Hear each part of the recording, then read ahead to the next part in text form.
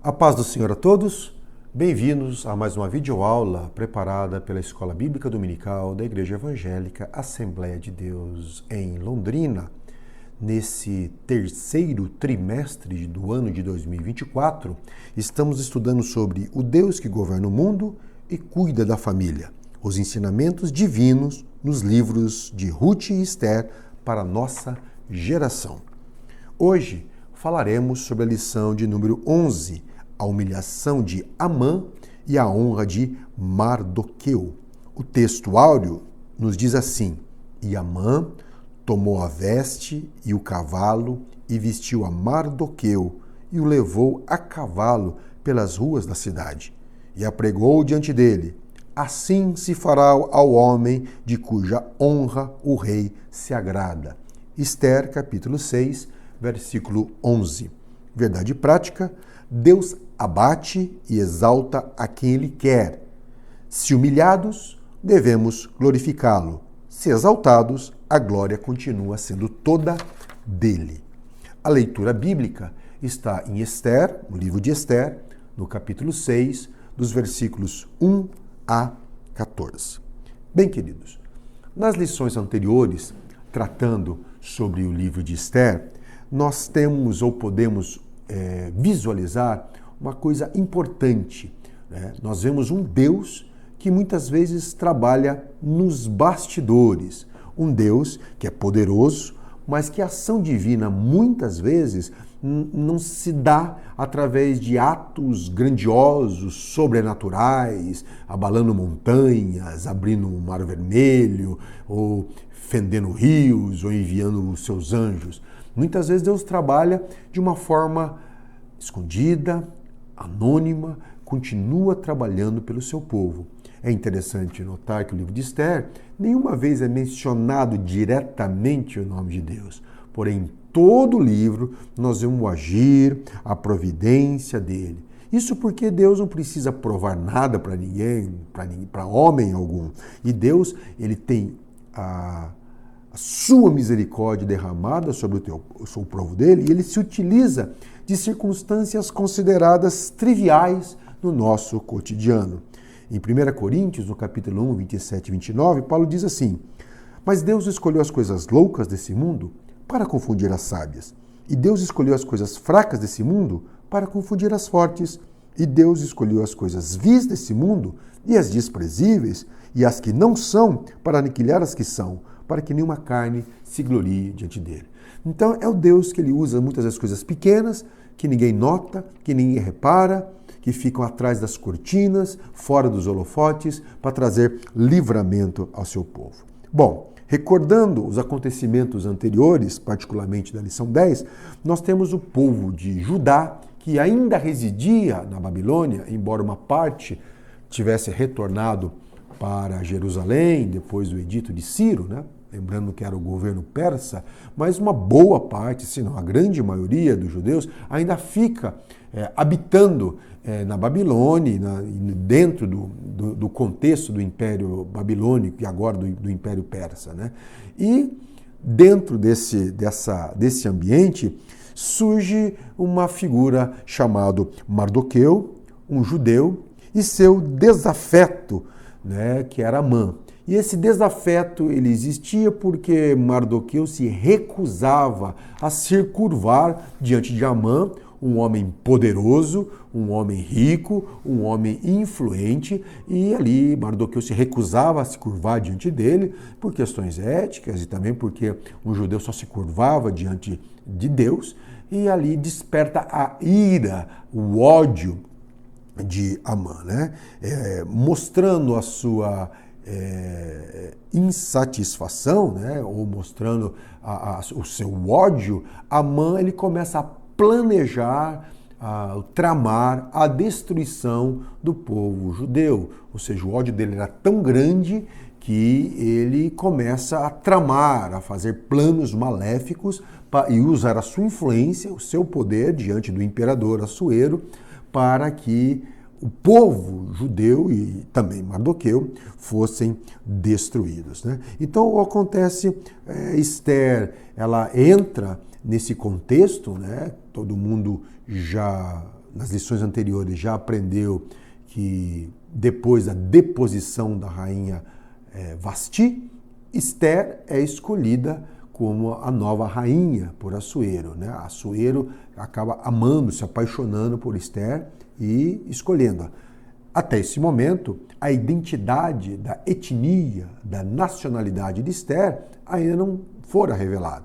Mas Mardoqueu chama Ester, explica a situação, convoca ela para também assumir a responsabilidade. Aquilo que vimos no livro de Ruth, também vemos agora no livro de Ester, o chamado à responsabilidade, a usar dos recursos que nós temos, dados por Deus, para também abençoar o povo de Deus, abençoar as pessoas que estão à nossa volta. E neste caso, Ester usar os seus recursos, a sua posição, a sua influência, foi convocada para, de alguma forma, promover aí o livramento do povo judeu, ser usada por Deus para promover o livramento. E era perigoso. A própria Ester reconhece que a sua vida corria perigo diante dessa empreitada. Se o rei se irritasse com a presença dela, poderia, assim como fez com Vasti, poderia depô-la ou mesmo ordenar que ela fosse morta. Mas ela, depois de jejum e oração, ela se apresenta diante do rei, faz ali o seu pedido e chama o rei e Amã para um banquete, né? E naquela mesma noite que chega ali o banquete, o rei pergunta a Ester o que ela quer, e ela fala, olha, eu convido para um novo jantar amanhã, que aí, juntamente com Amã, e aí eu vou revelar o que eu desejo. E aí a noite surge com momentos decisivos que iriam alterar toda a trama. Até ali, o destino do judeu já estava traçado, em uma data específica, eles seriam mortos, seriam erradicados, seriam extintos. E Amã tinha certeza absoluta de que seu plano daria certo, que seu plano seria efetivado. Mas naquele momento, naquela noite, haveria circunstâncias, alguns chamam de acaso, mas a Bíblia deixa bem claro que é uma providência divina, né, para que o curso da história fosse alterado. Então nós temos ali uma noite decisiva. Amã, que é uma personificação, né, que é uma mostra concreta de alguém narcisista, alguém arrogante, alguém que se acha o centro do mundo, alguém que acha merecedor de todas as honras, alguém que se acha melhor do que tudo e todos, né? Amã, ele sai do banquete convicto que a próxima noite a glória dele ia aumentar mais ainda e que o rei reconheceria o seu talento, a sua força, a sua influência, e que a própria rainha Ester estaria ali reconhecendo, dando honra a Amã pela pessoa que ele era, né? E ele sai eufórico daquele jantar e mais uma vez ele encontra Mardoqueu, e Mardoqueu se recusa ali a se curvar diante dele, cheio de ódio. Amã vai até a sua casa amargurado, que nos lembra muito a infantilidade, né, de Acabe, né, que chega para Jezabel chorando por causa da vinha de Nabote, que Nabote não queria vender para ele, né? E Amã, num comportamento infantil, típico de um narcisista, vai chorar as mágoas junto com a sua esposa e seus amigos, e a sua esposa, também não sendo nem um pouco sábia, incentiva a Amã a dar cabo nisso, dando uma lição a Mardoqueu, assassinando ou condenando à morte Mardoqueu, pedindo que o rei levasse à forca Mardoqueu. E ele, na sua soberba, na sua arrogância, né, já sabendo ou na sua mente, entendendo que o rei atenderia o seu pedido, já ele mesmo, naquela noite, ordena os seus servos que construam uma forca onde ele queria que Mardoqueu morresse. E assim, ele retorna ao palácio para pedir isso ao rei, usando a sua influência para que o rei Assuero fizesse o que ele queria. Para sua surpresa, né, as coisas acontecem ao contrário. Simultaneamente a isso, o rei Assuero, ele tem uma insônia, não consegue dormir, e convoca os seus servos para que lessem os seus feitos, as crônicas reais, né? E na leitura, mais uma vez, para alguns é por acaso, mas a providência divina, é que acaba chegando num registro em que está ali que Mardoqueu, em determinado tempo, ele frustra um golpe de Estado. Ele frustra planos de assassinar o próprio imperador. E Mardoqueu revela esses planos, os rebeldes ali, os seus cúmplices são presos, né? E a vida do rei é salva através da atitude de Mardoqueu. Fica esquecido por muito tempo essa boa ação, essa postura de Mardoqueu, fica esquecido. Mardoqueu continua o mesmo, porque ali existe um princípio bíblico revelado que o crente, o servo de Deus, deve fazer o certo porque é certo a se fazer. Não na expectativa de alguma recompensa, de algum reconhecimento. Não.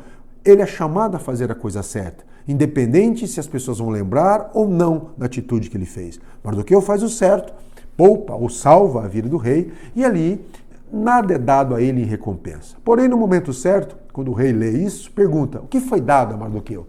E as pessoas falam: nada foi feito. Então, também, para alguns por acaso, mas por providência, Amã está passando ali nos corredores do palácio e o rei o chama. E o rei faz uma pergunta: o que se daria ao homem a quem Deus quer honrar? E mais uma vez, Amã entende que se está falando dele.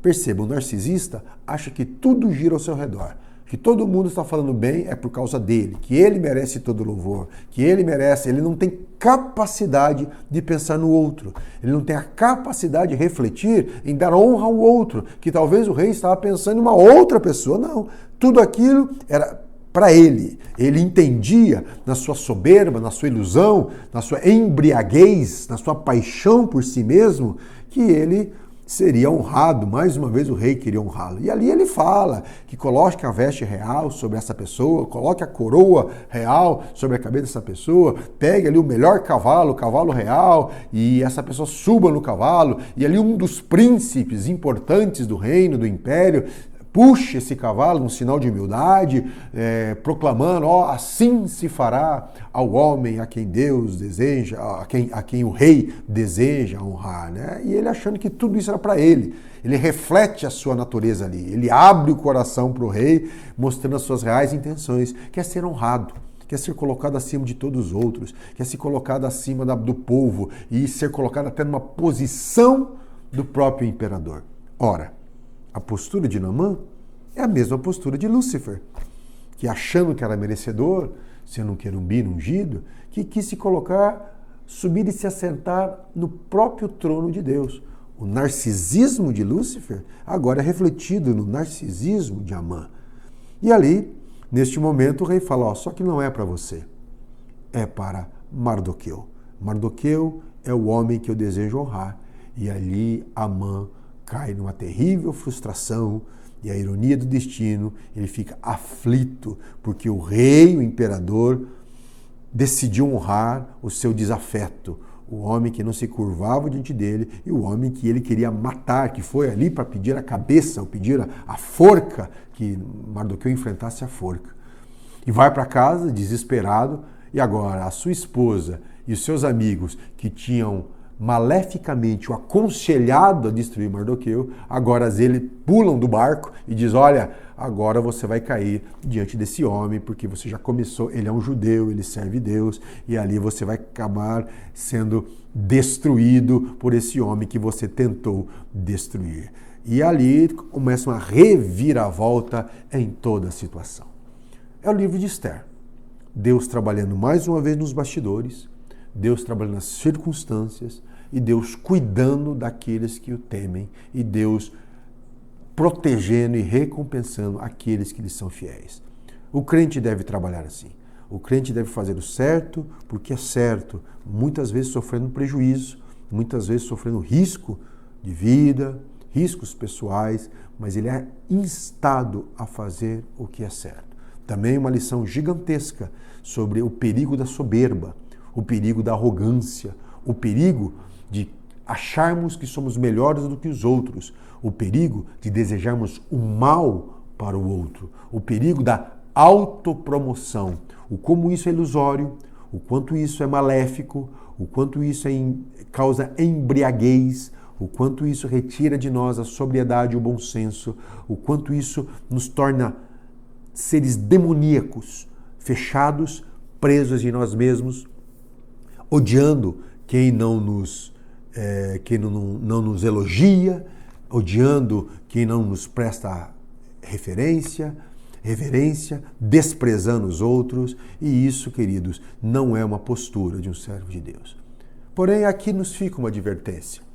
Normalmente, quando lemos essa história, nós imediatamente torcemos por Mardoqueu e, claro, começamos a desprezar a Amã pela sua vilania. Consideramos Amã o vilão da história, né? Sempre nós temos a tendência de nos identificar com Mardoqueu, como alguém que faz o bem e que está sofrendo, que correndo riscos pelas atitudes más, e nunca nos consideramos como Amã.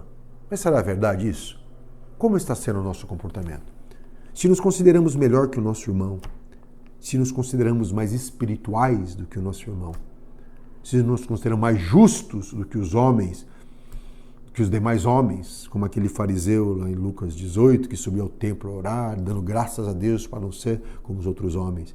Se nós criamos inimizades só porque o outro não reconhece o nosso talento, só porque o outro não reconhece o nosso status, se buscamos cada vez mais status, posição, poder, relevância, visibilidade, holofotes, que se queremos mostrar que somos um pai melhor que os outros, uma mãe melhor do que as outras, um filho melhor que os outros, um pastor melhor que os outros, um pregador melhor que os outros, um cantor melhor que os outros, se a nossa igreja é melhor do que dos outros, se o ministério nosso é melhor do que os dos outros, e proclamamos aos quatro ventos a nossa grandiosidade, aquilo que fazemos, aquilo que construímos, aquilo que conquistamos, o quão grande nós somos igual a Amã.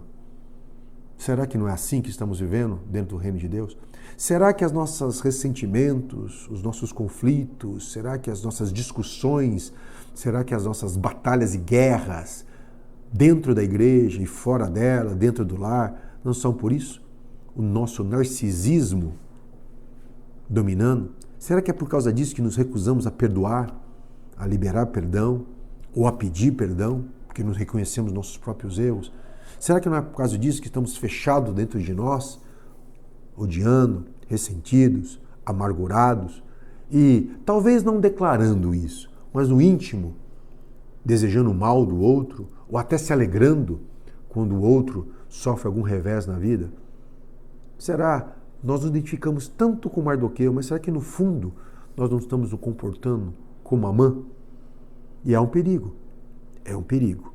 O narcisismo ele vai chegando, vai nos dominando, sem nós percebermos. O diabo sempre usa da tentação de dizer: tenha pena de ti mesmo, você é tão talentosa, você não é reconhecido, não é reconhecida, você é tão bonito, tão belo, e ninguém dá valor a você. Vá, lute, conquiste o seu espaço, conquiste o seu lugar ao sol, e se necessário for, passe por cima daqueles que se oporem a você.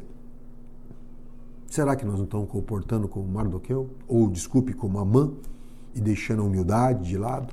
Será que não ficamos bravos e frustrados quando não somos reconhecidos ou recompensados? Que Deus possa iluminar a nossa mente, que Deus possa falar conosco através dessa lição. E Provérbio nos diz que a soberba precede a ruína. O narcisismo, a arrogância, o orgulho, a prepotência só nos levará à solidão e à destruição. Como Amã foi destruído, também aqueles que têm esse tipo de comportamento têm inevitavelmente caminhada para a destruição. Que Deus nos fale, que não endureçamos o coração, que tenhamos uma atitude humilde. E se Deus revelar em nós, pelo seu Espírito Santo, algum caminho mau, peçamos perdão e peçamos que Ele nos guie pelo caminho eterno, o caminho da mansidão, da longanimidade, da humildade, do perdão, reconhecendo os outros superiores a nós mesmos, reconhecendo o outro como mais digno de honra do que nós mesmos, considerando o outro como prioridade em relação a nós mesmos e assumindo uma postura de servos um dos outros, tendo em nós o mesmo sentimento, a mesma atitude, a mesma frônesis que houve em Cristo Jesus, nosso Senhor. Que o Senhor nos fale, através dessa lição e nos abençoe, nos dando a sua paz, a sua alegria, transformando a nossa mente e dando em nós, colocando em nós a mente do seu Filho, Jesus Cristo. Deus abençoe a todos, em nome de Jesus.